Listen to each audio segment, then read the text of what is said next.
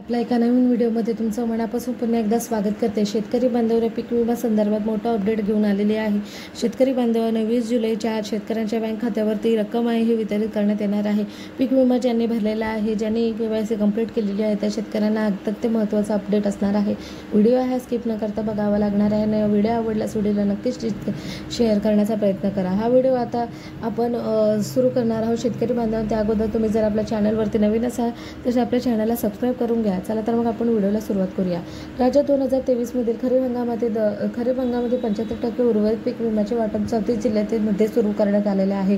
त्यानुसार आपल्याला कमी आहे अहवाल आणि महसूल मंडळातील शेतकऱ्यांना पीक विमा वाटप करण्यात आला आहे। महाराष्ट्र राज्यात 34 जिल्ह्यांमध्ये पीक विमा मंजूर झाला असून शेतकऱ्यांना गॅप आतापर्यंत अजिबात पीक विमा मिळालेला नाही। अशा शेतकऱ्यांना पीक कापणीच्या अंतिम अहवालानुसार सुरू करण्यात आलेला आहे।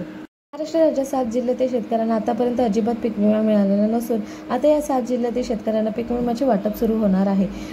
शेतकरी बांधवांना कधी मिळणार हा प्रश्न राज्यातील आतापर्यंत पीक विमा न मिळालेल्या शेतकऱ्यांना पडला आहे। शेतकरी त्यांच्या आदेशानुसार 25% ग्रीन पीक विम्याचे वाटप सुरू झाले आहे। आता पीक कापणीच्या अंतिम अहवालानुसार 50 पेक्षा कमी अनिवार्य मंडळातील शेतकऱ्यांना उर्वरित 75% पीक विमा वाटप सुरू करण्यात आले आहे। शेतकऱ्यांना आतापर्यंत अजिबात पीक विमा मिळाला नाही आणि ज्यांना 25% पीक विमा मिळाला आहे या योजनेत शेतकऱ्यांनी नोंदणी करावी लागते। पिकांचे नुकसान झाल्यास विमा कंपनीने तपासणी केल्यानंतर नुकसान भरपाई दिली जाते।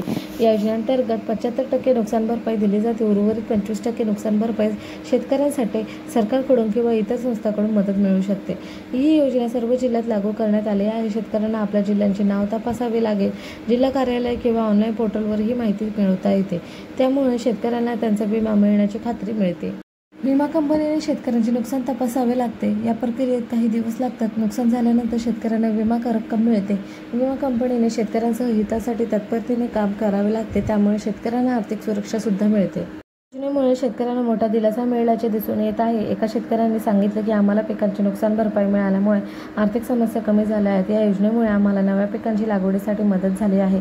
आणखी एका शेतकऱ्याने सांगितले की विमा मिळाल्यामुळे आम्हाला कर्जमाफी मदत मिळाली आहे। या योजनेमुळे आमच्या शेतकऱ्यांना मोठा फायदा झाला आहे। तुम्हाला ही माहिती आवडली असेल, आवडल्यास व्हिडिओला नक्कीच लाईक करा। जितक्या शेतकऱ्यांना शेअर करण्याचा प्रयत्न करा।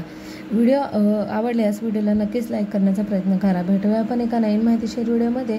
तोपर्यंत हा व्हिडिओ इथेच थांबवते। जय हिंद, जय महाराष्ट्र, जय शिवराय। धन्यवाद। Thank you for watching me.